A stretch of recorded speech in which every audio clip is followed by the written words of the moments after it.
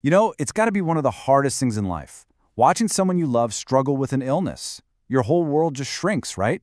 Your plans get pushed to the side, and all your energy, all your focus goes into caring for them. And that comes from a place of love, of course, but what if there's more to the story? What if that illness, and the way you're reacting to it, is actually keeping you both stuck?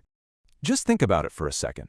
Do you feel like your career, your personal goals, heck, your own happiness are all just on pause? Do you catch yourself saying, "Oh, I can't do that right now because," and the reason is always their health? If any of that is ringing a bell, then you're in the right place, because we're about to look at this whole situation through a completely different lens. Okay, let's dive into the core idea here. And I'll be honest, this one can be a little tough to wrap your head around at first. The source material we're looking at today suggests that an illness isn't just some random biological thing that happens. It suggests that on a deep unconscious level, every problem, including a sickness, is there to serve some kind of hidden purpose in our lives. So to really get this, we have to kind of step outside of the purely medical viewpoint for a minute and look at it through the lens of relational intelligence. Now, this is not about ignoring doctors or medicine, not at all. It's about adding a whole other layer of understanding to what's really going on. And this slide really nails the difference. It all comes down to the questions we're asking. Medicine, it's brilliant at focusing on the what. What is the symptom? And the how. What's the biological cause, like a virus? But this relational view, it asks why. What's the unconscious motive here? And maybe, even more important, for what? What is the utility, the hidden benefit of this illness? Let's be crystal clear about this term, unconscious utility. This is not about someone faking it or consciously trying to manipulate people. Absolutely not. This is a deep, hidden pattern where the problem, the sickness, unintentionally provides something that the person feels they just can't get any other way. So what does this utility actually look like in real life? Well, it could be a bunch of things. It might be finally getting that focused attention and care they've been craving. Or it could be a way out of overwhelming responsibilities, at work or at home. Sometimes it can even control the whole family's schedule and decisions. Or it becomes this ready-made excuse for why someone hasn't achieved what they wanted in life. And before you think this is some wild New Age idea, just look at this. Hippocrates, the father of modern medicine, said this thousands of years ago. He understood that people can get attached to the reasons they got sick because those reasons, and the illness itself, are serving some kind of purpose. And here's the kicker. They might not be ready to let go of that payoff. All right, so we've talked about the person who's sick. Now let's shift the focus. Let's talk about how this dynamic doesn't just affect them. It builds this powerful invisible cage for the caregiver, for you. It can trap you in a cycle where your own life comes to a grinding halt. The disease of the sick, as our source material calls it, often becomes the silent ruler of the entire family. Think about it. It decides where the money goes, who gets to have fun, who can travel, and who has to put their dreams on ice. The illness starts calling all the shots, and everyone else is just expected to fall in line. And the cost to you, it's huge. It shows up in very real ways. Your career stalls because you can't take that promotion. The finances get tighter and tighter. Those personal dreams, like going back to school or starting that little business, they get put off, maybe forever. And your social life, it can shrink until the illness is the only thing left to talk about.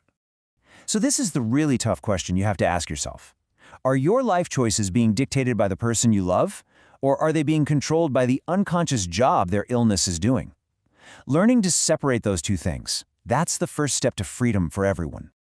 Okay, so what in the world do you do about this? It can feel totally impossible, right? Like you're trapped between feeling guilty and feeling resentful. But the solution isn't about abandoning anyone. It's about completely redefining what love and care actually look like in this situation. Here are the 3 practical steps the source gives us. Number 1, stop feeding the utility of the illness. That means you stop letting the sickness be the reason you cancel your life. Number 2, and this is so important, you continue loving the person. This isn't about pulling back your love. And number 3, you make a commitment to live your own life, fully and without apologizing for it. I mean, we've all been taught this, right? This is the story we hear our whole lives, that real love means sacrifice, that to care for someone else, you have to put yourself last. It's the plot of a million movies, and we learn to think of it as the right thing to do. But here's this incredibly powerful shift in thinking. What if true, mature love means caring for yourself first so that you don't become a burden to anyone else? It's about being strong and healthy and fulfilled so you can show up for the people you love from a place of strength, not a place of exhaustion and obligation. This is not an easy path, I'll tell you that, but it is the path to freedom. And it all boils down to one thing: understanding you don't need anyone else's permission to live your own life. You just need your own. Let's just break this down really simply. On one hand, you can be attached to the illness, caught up in all the drama. That paralyzes both of you and just keeps feeding the problem. But on the other hand, you can have true love for the person, and that means you want what's best for them, which includes allowing both of you to grow. That's how you create a healthier dynamic. I really want this to sink in. Stopping this cycle is not cruel. It's not selfish. It's not abandonment. It is a courageous act of love. It's making the hard choice to choose what is relationally healthy over what is familiar and comfortable, but ultimately destructive. So what does this actually look like day to day?